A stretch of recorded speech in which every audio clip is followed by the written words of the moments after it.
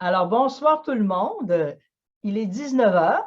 Alors, pour ceux et celles qui se sont branchés en temps, on va être aussi ponctuels que vous. Notre rencontre de ce soir a vraiment pour but de vous donner un aperçu du Collège Dina Bélanger.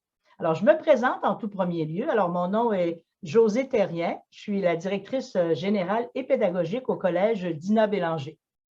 Alors, je suis en poste depuis l'année dernière, donc j'ai la joie d'être au Collège Dina. Même en temps de pandémie, je peux dire que j'ai la joie d'être au Collège Dina Bélanger, une belle école qui permet à des jeunes de grandir, de s'épanouir. Avant, j'étais enseignante d'abord, comme bien des directeurs d'école. Alors, j'ai enseigné. Alors, pour les parents, peut-être, ça va vous dire quelque chose. Formation personnelle et sociale. Oh, là, on retourne un peu à l'arrière, mais un cours, certains élèves disaient un cours BS, mais un cours qu'ils aimaient beaucoup. Alors, j'ai enseigné aussi l'enseignement religieux, l'histoire, mais surtout l'espagnol. Alors, je suis de formation enseignante d'espagnol et directrice depuis 2 ans. Donc, je suis de Québec, mais j'ai eu la chance d'enseigner aussi dans différents pays, dont le Mexique et le Gabon en Afrique. Alors, parce que le collège Dina Bélanger, on va en parler tout à l'heure, fait partie d'un grand réseau d'écoles à travers le monde. Donc, j'ai enseigné à Mexico et aussi en Afrique, au Gabon. L'objectif de ce soir, c'est vraiment de vous donner un aperçu. Alors, je vais vous partager mon écran. Alors là, c'est sûr qu'on va peut-être moins se voir. Donc, je vois des beaux visages, des beaux sourires. Je vois même une Victoria qui n'a pas de cheveux, mais enfin, bonsoir papa. Alors, donc, on y va avec le partage de l'écran. Donc, ça va être un PowerPoint qui va justement vous permettre de suivre. Alors, ce ne sera pas très long. Et voilà. Donc, c'est plus qu'une école, Collège Dina Bélanger. Ce soir, c'est le mot d'accueil, il est déjà fait. Alors, je vous ai souhaité la bienvenue. Après ça, tout de suite après, c'est Mme Catherine Letourneau, qui est une enseignante à l'école, qui va vous faire une présentation générale de l'école. Et ensuite, ce sera suivi d'une autre Mme Catherine, qui est secrétaire à la vie, et aussi à la vie scolaire, qui va répondre surtout aux questions. Et tout au long, vous avez la possibilité d'écrire des questions dans le chat. Alors, Mme Michel, qui est une enseignante, va, elle, prendre note des questions, puis ces questions-là seront répondues à la fin ou en cours de présentation. C'est Mme Michel qui va juger si c'est nécessaire de nous arrêter pour poser la question, parce que des fois, c'est une question qui nous permet justement que ce soit important qu'elle soit répondue tout de suite. Ça va? Et à la toute fin, on répondra aux questions du chat, mais aussi d'autres questions là. Alors voilà, donc sans plus tarder, je vais céder la place à Mme Catherine pour faire la présentation générale du Collège Dina Bélanger. Alors, bonne présentation.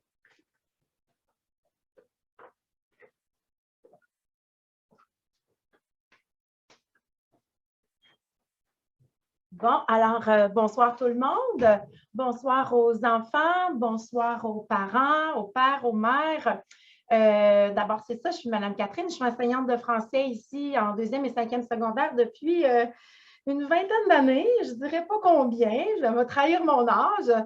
Alors, d'abord, je tiens à remercier les parents d'être là. D'abord, les enfants. Parce que ça va vous permettre de connaître un peu, probablement, peut-être votre futur collège. Donc, ça va être un premier contact. Et merci aux parents de prendre le temps pour votre enfant de faire connaître le collège à votre enfant. Votre enfant est probablement à la porte de son entrée au secondaire. Donc, vous êtes peut-être inscrit pour faire les portes ouvertes là, en présentiel. On est super content de vous accueillir en fin de semaine pour vrai. L'année passée, tout était virtuel. Alors, ben c'est ça. Donc, pour ce passage au secondaire, qui est un parcours très, très important dans la vie d'un enfant. La phase de l'adolescence, c'est un passage obligé qui a des hauts et des bas. Vous le savez, vous êtes parents passés par là. Et je pense que d'avoir une école encadrante, aimante et humaine favorise un parcours secondaire et un parcours de l'adolescence plus aisé, plus sécuritaire et qui mène à un adulte plus accompli. Alors, ben, sans plus tarder, je vais commencer avec j'ai un partage d'écran avec vous. Donc, je vais tenter, je ne suis pas habituée au Zoom, nous, on est avec une autre plateforme. Alors, une école qui se distingue, une école à dimension humaine, un esprit de famille. Si vous rencontrez des anciens élèves à nous, le mot qui leur vient en tête quand vous leur demandez, bon, c'est quoi Dina Bélanger, ton secondaire, c'est une famille. Parce qu'on est tout petit, donc on a près de 300 élèves, c'est voulu, c'est correct, puis on aime ça comme ça. Parce que ça nous permet une certaine proximité, on connaît tous nos élèves, les élèves nous connaissent. Les profs, ben, c'est sûr qu'au niveau, dans l'école, on est tout près parce que c'est plus petit. Et dans la salle des profs aussi, c'est un plus pour vos jeunes que les enseignants soient à proximité pour une meilleure communication et pour favoriser le passage d'un niveau à l'autre. Un bon encadrement, c'est certain qu'au niveau, on va les encadrer au niveau humain et au niveau disciplinaire aussi. Ensuite, un site sécuritaire et enchanteur, ben, vous voyez sur les photos, on est sur le bord du fleuve, fait que ça ne peut pas être beaucoup plus beau que ça. Nos classes sont fenestrées partout, on a plein de lumière. Site sécuritaire, ben, étant donné qu'on est un peu en retrait des grandes villes, ça favorise aussi le fait que ben, vos enfants, ils ne vont pas comme se promener un peu partout, des fois dans les grandes villes sur l'heure du midi. Fait que c'est sécuritaire, ils ont la cour, il y a plein de jeux dans la cour pour s'amuser le midi. Ils peuvent aller au village en 4e et 5e secondaire. Sinon, secondaire 1 des 3, on aime ça les garder avec nous, puis on les occupe suffisamment. Alors, voilà. Une école qui me soutient. Voilà. Alors, une école aux multiples services. Malgré le fait qu'on est une petite école, je vous laisse regarder la panoplie de services qu'on peut offrir à votre jeune. D'abord, une directrice adjointe ici à temps plein au service aux élèves qui s'occupe de votre jeune humainement, académiquement. On a de la peine, on va la voir. On est fâché, on a de la voir. On a de la difficulté à s'organiser avec notre agenda, on va la voir. Donc, elle est omniprésente. Une enseignante en orthopédagogie qui est là 5 jours semaine, toute la journée. Ce n'est pas partout dans toutes les écoles, je peux vous le dire. Qui est là avec nos jeunes, qui travaille avec nous, qui accueille des jeunes sur des périodes de classe, sur l'heure du midi. Des enseignants ressources principalement pour les mathématiques. Possibilité d'avoir de l'aide aux devoirs et tutorat aussi. Des fois, on a des anciens élèves qui reviennent, qui s'en vont en enseignement, etc. Donc, qui peuvent offrir de l'aide aux devoirs et du tutorat. Une technicienne en loisirs qui est débordante d'énergie, qui nous organise plein d'activités tout au long de l'année. Une intervenante en toxicomanie et cyberintimidation qui est ici 2 jours semaine pour nous, qui rencontre les élèves qui ont des problèmes de dépendance aux jeux, etc. Conseillère en orientation présente 2 jours par semaine aussi, toute la journée. Animateur de vie spirituelle et engagement communautaire, c'est M. Jonathan qui est avec nous à temps plein, qui fait des sorties avec les jeunes, qui fait des activités pastorales aussi. Donc, il s'occupe beaucoup du petit côté humain des jeunes. Service du CLSC aussi, si on a besoin d'une infirmière, on l'appelle, elle vient. Psychologue, c'est la même chose. Travailleuse sociale, c'est la même chose. Donc, dès qu'on a besoin d'un service extérieur à l'école, on est affilié au CLSC, puis sans problème, ils viennent nous rencontrer. Alors, voilà pour ça. Ça, c'est ma page préférée. 12 bourses de la Fondation du Collège Dina Bélanger. Parce que, vous savez, une école, ce n'est pas juste la transmission de savoir. Oui, c'est la transmission de savoir, puis c'est oui avoir des belles notes, puis c'est oui d'avoir un objectif de vie pour une carrière, mais c'est aussi et surtout au secondaire, apprendre à vivre en société. Apprendre à vivre en société, ça veut dire, si je vais avec ma souris, ça veut dire respecter, être poli avec les gens. Ça veut dire m'avoir un sentiment d'appartenance là où je vis, avoir un esprit sportif, m'engager, être sociable, être serviable, être persévérant, savoir donner des efforts, être constant. Donc, tout ça ici à l'école, c'est au cœur de notre quotidien. C'est au cœur du quotidien à la direction, c'est au cœur du quotidien dans chacun des enseignants dans notre classe et ça à tous les cours. C'est important de savoir dire merci, savoir dire bonjour, de bien travailler, de donner un travail propre. Donc, c'est important de former vos jeunes pour que ce soit plus tard des adultes responsables et accomplis. Et c'est vraiment une mission quotidienne qu'on se donne, puis on la réussit bien parce qu'on voit nos anciens souvent, puis on a des bons commentaires. Alors, parce que ce n'est pas tout d'apprendre des connaissances à l'école. L'école, le secondaire, c'est un peu apprendre à vivre en société. Donc, on essaie de transmettre à vos jeunes des valeurs qui vont leur être utiles tout au long de leur vie et ça dans toutes les sphères de leur vie. Une école conciliante, alors on essaie de concilier. On sait qu'on est un peu plus éloigné, on est conscient de ça, ce qui fait qu'on tente de commencer un petit peu plus tôt et de finir plus tôt aussi que la majorité des écoles qui finissent parfois 15h, 15h15, 16h, 16h15. Donc, nous, on commence à 8h36 le matin, c'est tôt, mais on est frais et dispo pour travailler le matin. Hein, c'est prouvé que le cerveau est à son plein maximum le matin. Donc, on commence tôt, mais on finit tôt aussi. Donc, 15h30, ce qui fait que vos enfants ont un parcours, si ont un parcours d'autobus à faire, arriveront chez vous quand même pas trop tard. Et on s'accroche au vendredi après-midi parce que le vendredi, on finit à 12h30 ici.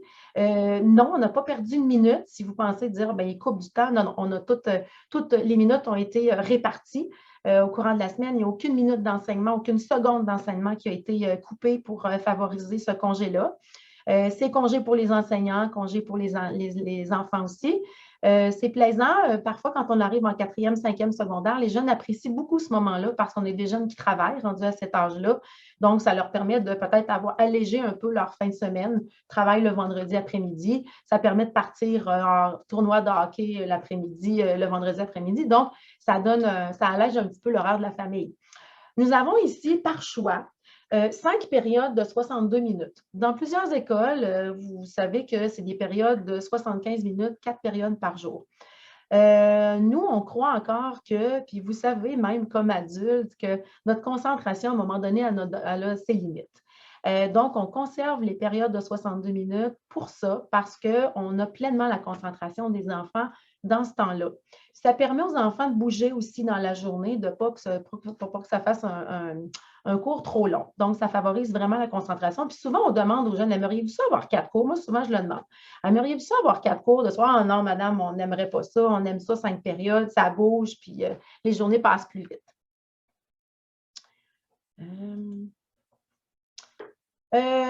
Voilà nos programmes. Donc, différents programmes qui peuvent s'offrir à vos enfants. D'abord, à gauche, on a le programme scientifique qui comporte le volet robotique et le volet production bio. On a aussi le programme des langues dans lequel votre enfant pourra parfaire son anglais et apprendre un peu aussi d'espagnol. Parce que là, bientôt, on va se remettre à voyager. Fait qu'il va falloir que vos enfants sachent parler anglais et espagnol s'ils veulent sortir. Ensuite, on a 3 programmes sportifs. Comme vous le voyez sur les photos, on a un programme de deck hockey, un programme de volleyball et un programme multisport. Ensuite, on a l'appui pédagogique qui s'adresse à des jeunes qui ont peut-être un peu plus de difficultés en français, en mathématiques. Donc, on leur offre des périodes supplémentaires pour essayer de compléter les apprentissages. Puis, on a le volet art aussi, dans lequel le jeune a le choix entre un volet musique ou un volet plus art visuel, art plastique, etc. Les volets se donnent 5 périodes cycles. Donc, à peu près aux 3 jours, là, ils ont des volets sur leur horaire parce qu'on a un cycle de 18 jours. Une école qui répond à mes besoins. Alors, sur l'heure du dîner, étant donné qu'on ne peut pas aller au centre d'achat, bien, tant mieux parce qu'on peut bien occuper vos enfants à différentes choses selon leurs besoins, selon leur goût. Fait qu'on a une salle de jeu, salle de billard, table de ping-pong. Dehors, il y a plein de jeux aussi. Service de récupération sur l'heure du midi, si on en a besoin. Les enseignants sont disponibles généralement français, anglais, maths, presque à tous les niveaux, à des midis bien fixes.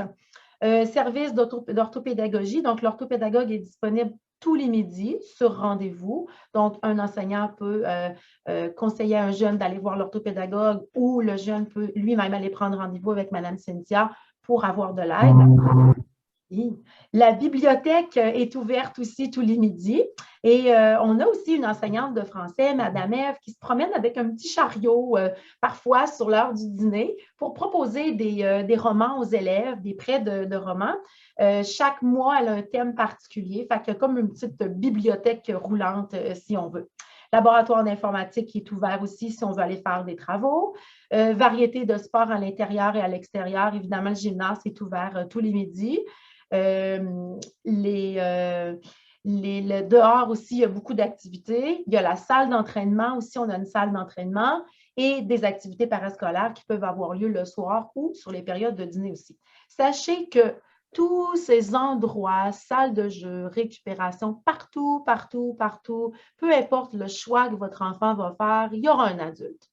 Il y a toujours quelqu'un à la bibliothèque, il y a toujours un adulte au laboratoire d'informatique, il y a toujours quelqu'un au gymnase, à la salle d'entraînement, il y a un enseignant qui surveille. Donc, il y a toujours quelqu'un pour superviser les enfants. Une école vivante, donc vous voyez de par les photos, ça c'est notre petite boule d'énergie, Madame Rosalie, notre éducatrice technicienne en loisirs, qui organise, qui n'est pas toute seule, mais qui est accompagnée du conseil étudiant, de différents comités, comités artistiques, comités sportifs. Donc, elle fait des réunions avec tous ces comités-là qu'elle appelle le casquet. Donc, les élèves s'inscrivent au conseil étudiant, puis ça leur permet de monter des projets pour l'école. Alors, il y a des journées thématiques, des journées opération Enfant Soleil, je ne les nommerai pas toutes, là, vous les voyez. On a fait venir un camion de queue de castor l'année passée, malgré la pandémie au printemps. Ici, ben, ça, c'est l'Halloween, c'est ça, c'est un classique dans toutes les écoles. Journée jumeaux, la fête de Noël, sortie au rempart, les midis iPod Battle, des tournois de volleyball, des tournois de hockey avec les profs, etc. Ensuite, ça, c'est le feuillet de la foire parascolaire qui a eu lieu la semaine dernière ici à l'école. Donc, ça vous donne un bref aperçu des activités parascolaires auxquelles votre enfant peut s'inscrire parce que c'est prouvé qu'un jeune qui va à l'école et qui s'implique dans son école, sa motivation scolaire est accrue. C'est logique. Il a envie de venir à l'école, il est content de venir à l'école, donc il s'investit plus à l'école. Ce feuillet-là de la foire parascolaire est aussi disponible sur le portail de l'école. C'est bien ça, hein? Sur le site web de l'école, pardon. Fait que vous pouvez avoir accès, là, si vous voulez aller le consulter, là, il est là. Il ne manque pas d'activité, en tout cas.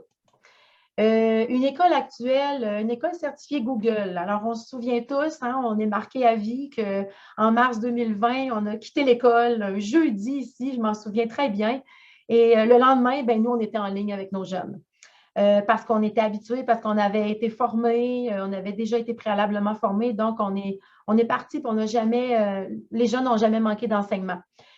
Donc, on est habitués, les jeunes sont habitués aussi, sont initiés à ça, puis ça se passe bien. Déjà là, on sait que ça commence à brasser un peu avec l'automne dans les écoles.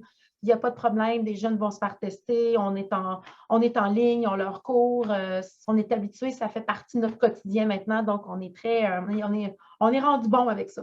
L'arrivée du pluriportail cette année, avant on avait un autre portail, maintenant c'est le pluriportail qui est très convivial, qui vous offre beaucoup d'informations, vous avez les notes, des suivis de votre enfant, les absences, donc tout y est. Projecteur et tableau interactif dans toutes les classes. On a un tableau interactif, laboratoire d'informatique aussi disponible à la disposition des élèves et des enseignants s'ils veulent y aller avec un groupe et un chariot de portables si jamais le laboratoire d'informatique n'est pas libre. On peut avoir des portables aussi dans les classes. Donc, Dina Bélanger, c'est plus qu'une école. On est un grand réseau. Ben, Serge-José nous l'a dit tout à l'heure. On est un réseau international de plus de 125 écoles. On est tout petit. On est loin, on est tout petit, mais on fait partie d'une grande famille. Et cette grande famille-là m'amène à vous parler des voyages. C'est ma dernière diapo, je pense, de mon côté. Je vais passer la parole à Catherine après. Ici à l'école, ben là, malheureusement, à cause de la pandémie, ça ne se fait pas, mais on a grandement espoir parce que vous voyez qu'on a une directrice qui adore les voyages. On a une directrice qui a voyagé beaucoup, qui a la piqûre des voyages. Donc, elle veut faire voyager nos jeunes. Elle a bien hâte que la pandémie soit passée. On a déjà quand même beaucoup voyagé. On a fait des projets humanitaires, beaucoup en République dominicaine. Il y a des voyages culturels aussi qui ont lieu une fois ou 2 ans au Costa Rica. Des échanges bilingues aussi qui se font une fois par année. Et le voyage qui est réservé en Europe généralement pour les finissants de 5e secondaire. Donc, ça bouge, on se promène. Puis probablement qu'avec Serge-José à la tête de l'école, elle a plein de beaux projets d'échanges étudiants à travers le monde parce qu'on est dans 125 endroits dans le monde. Ça fait que c'est très facile pour nous de faire des échanges étudiants Ça se fait en un cliquement de doigts pour elle. Puis elle a bien hâte que ça se réalise. Alors, bien, sur ça, moi, je vais passer la parole à ma dernière diapositive, pardon. Une école qui me mène loin.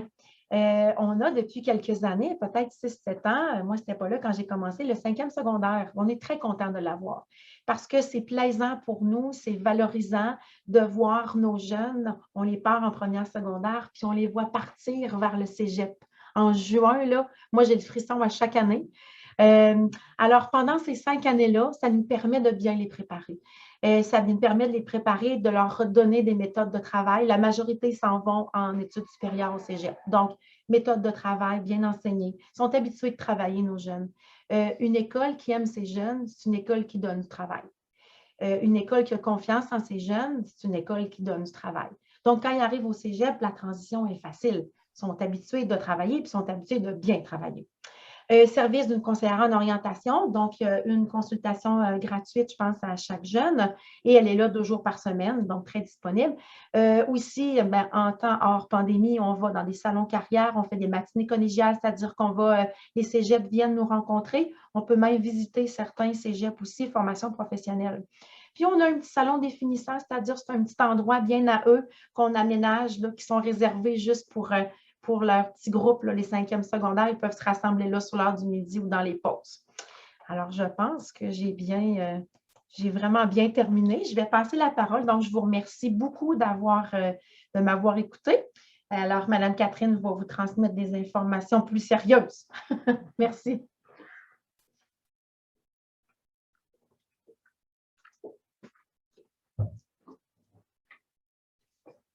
Alors, bonsoir tout le monde. Alors, pour enchaîner, suite à ce que Mme Catherine vient de vous présenter, moi, je vais entrer là, vraiment dans le sujet qui amène vraiment les informations un petit peu plus pointues. Donc, les coûts reliés à notre école, par exemple, pour la scolarité au niveau du premier cycle. Donc, on parle de 1 800 $ plus 475 $ pour les frais afférents. Qu'est-ce que sont les frais afférents? C'est tout le matériel que votre enfant va utiliser dans son année scolaire. Donc, les cahiers d'activité, les photocopies, le matériel locatif, etc. Alors, tout ça va être entré là, sur une facture annuelle. Avec ça, il y aura aussi le frais d'inscription annuel de 150 $, le frais d'activité, donc toutes les activités qui ont lieu à l'intérieur des journées scolaires, du calendrier. Donc, c'est souvent les journées comme les journées spéciales Halloween, des choses comme ça. Donc, le coût est intégré là, dans le 65 $. Pour ce qui est des programmes, bien, ils vont varier entre 100 $ et 400 $. Pour les détails par rapport au programme, pour le coût relié à chacun d'eux, je vous invite à aller sur le site web. Vous allez avoir l'onglet « Programme » et puis vous allez avoir les détails de chacun. Donc, la description et le coût qui est relié. Pour ce qui est du transport, nous ici au collège à Saint-Michel, on dessert quand même un très grand territoire. Le transport débute du Cap Saint-Ignace jusqu'à Saint-Romuald. Donc, tout dépendant du secteur où vous habitez, les secteurs A sont les secteurs de transport qui touchent la municipalité de Saint-Michel. Donc, c'est vraiment tous ceux là, qui sont aux alentours. Et pour les autres secteurs, donc les secteurs B, le coût est de 750 $. Il faut toujours valider également là, le trajet mètre qui se fait là, avec le transport organisé du collège par rapport à votre lieu de résidence. Donc, ça, ce sera un sujet là, qui pourra être discuté lorsque vous prendrez là, un rendez-vous personnalisé. Donc, pour l'uniforme scolaire, on a indiqué que le coût variait selon le choix parce qu'ici au collège, vous avez 2 possibilités. On a la compagnie Racine Carrée, qui est notre fournisseur officiel, à laquelle vous pouvez aller commander l'ensemble complet de l'uniforme scolaire pour votre enfant. Et puis, il y a aussi la friperie du collège, qui vous offre la possibilité d'acheter des vêtements usagés à un moindre coût. Donc, vous pouvez faire également un mélange des deux, avoir des uniformes neuf chez Racine Carrée, puis compléter avec quelques items de la friperie. Ce rendu-là, c'est vraiment un choix personnel.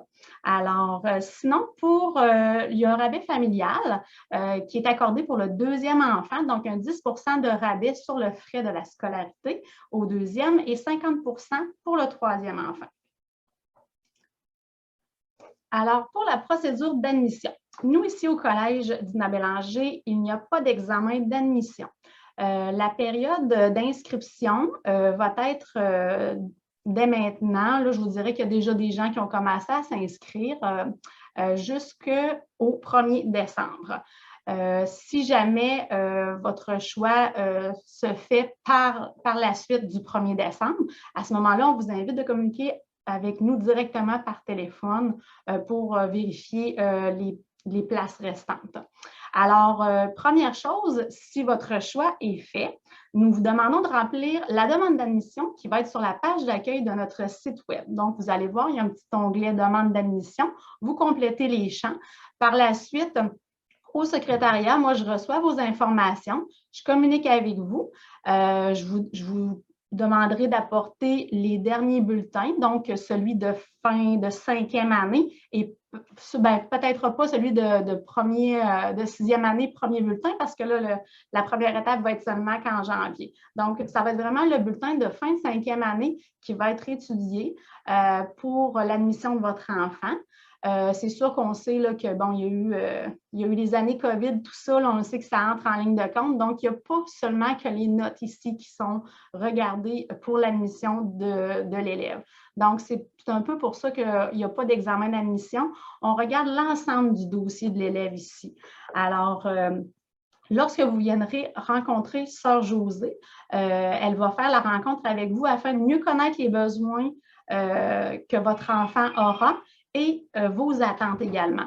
Donc, on va s'assurer d'être la bonne école que vous recherchez pour votre enfant.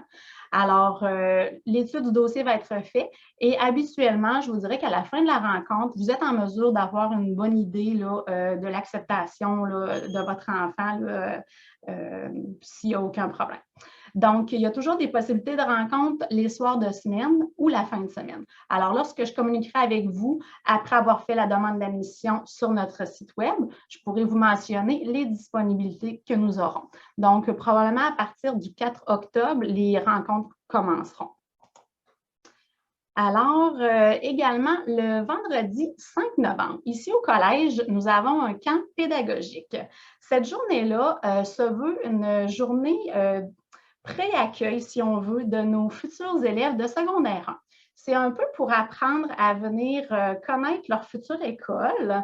C'est une journée qui se veut vraiment plaisante, sans gêne. On arrive ici, on vient passer une belle journée, on découvre un peu chacun des programmes qui sont offerts. Il y a des ateliers qui vont être donnés afin que l'enfant un peu apprenne à connaître qu'est-ce qu'il aime faire, lui. Ça va un peu l'aider à se diriger pour choisir son programme par la suite.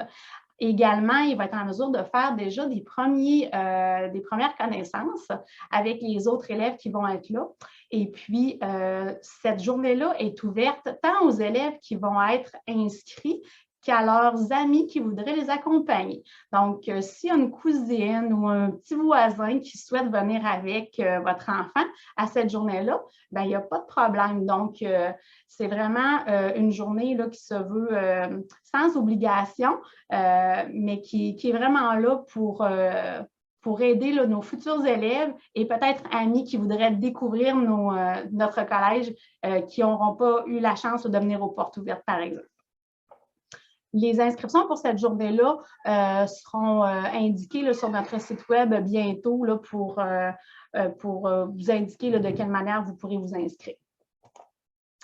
Alors, maintenant, nous serons rendus à la période de questions. Alors, vous aurez 3 choix pour la période de questions.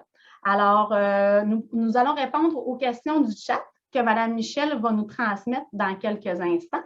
Par la suite, vous aurez la possibilité d'envoyer un courriel au secrétariat et puis je pourrai vous répondre là, dans les prochains jours.